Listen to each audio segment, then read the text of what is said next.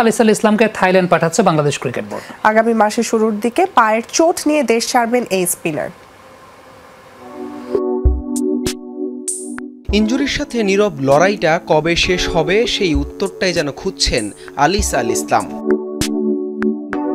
চোট নিয়ে খুঁড়িয়ে খুঁড়িয়ে ব্যাট হাতে বিপিএলে চিটাগং কিংসকে ফাইনালে তোলার নায়ক বনে গিয়েছিলেন আলিস।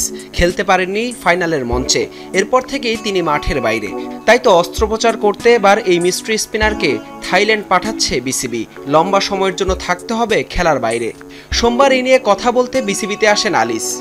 বিসিবি এখন পর্যন্ত আমাকে থাইল্যান্ডের জন্য আর কি আপনার চিকিৎসার জন্য পাঠানোর জন্য ব্যবস্থা করতেছে। তো এখন ভিসা প্রসেসিং চলতেছে, ভিসাটা হয়ে গেলে আর কি আমরা চলে যাব ইনশাআল্লাহ। এটা আসলে একটা এসিএল রিকনস্ট্রাকশন সার্জারি। এটা হয়তো বা আপনার 6 থেকে 7 মাস বা 8 মাসের মধ্যে আপনার মাঠে ফেরার একটা চান্স আছে। তো এটা হচ্ছে যত দ্রুত আমি ভালো রিহ্যাবের মাধ্যমে রিকভারি করতে পারি তত দ্রুত মাঠে ফিরতে পারবো, কিন্তু মিনিমাম আপনার 6 মান্থ।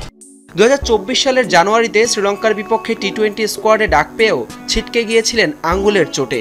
এরপর এনসিএল টি-20তে ছিলেন দারুণ ছন্দে, বিপিএলের মঞ্চেও মাতিয়েছিলেন নজর কাড়া পারফরমেন্সে। তারপর আবারও ইনজুরি তাকে ছিটকে দিল জাতীয় দলের স্বপ্ন থেকে আরও দূরে। এবার ফেরার প্রত্যয় সেই বিপিএল দিয়েই। আক্ষেপ তো অবশ্যই থাকে, কারণ অনেকদিন ধরে স্বপ্ন দেখতেছিলাম ন্যাশনাল টিমে খেলবো, তো হয়তো অনেক কাছে গিয়েও খেলা হচ্ছে না, তো এর জন্য একটা আফসোস থাকবে। ইনশাল্লাহ নেক্সট বিপিএল দিয়ে মাঠে ফিরতে চাই। তো সবার কাছে দোয়া ও ভালোবাসা চাই যেন খুব দ্রুত মাঠে ফিরতে পারি। মিস্ট্রি স্পিনার তকমা পাওয়ার পর থেকেই 22 গজে বিশেষ নজর ছিল আলিস আল ইসলামের দিকে। এক ইনজুরিতেই ম্লান হয়ে যায় সব। তবে চোট কাটিয়ে সেরাটা দিয়ে জাতীয় দলে দ্রুতই অভিষেকের দাবিটা জোরালো করতে চান আলিস। হাসান আল মারুফ, যমুনা স্পোর্টস, ঢাকা।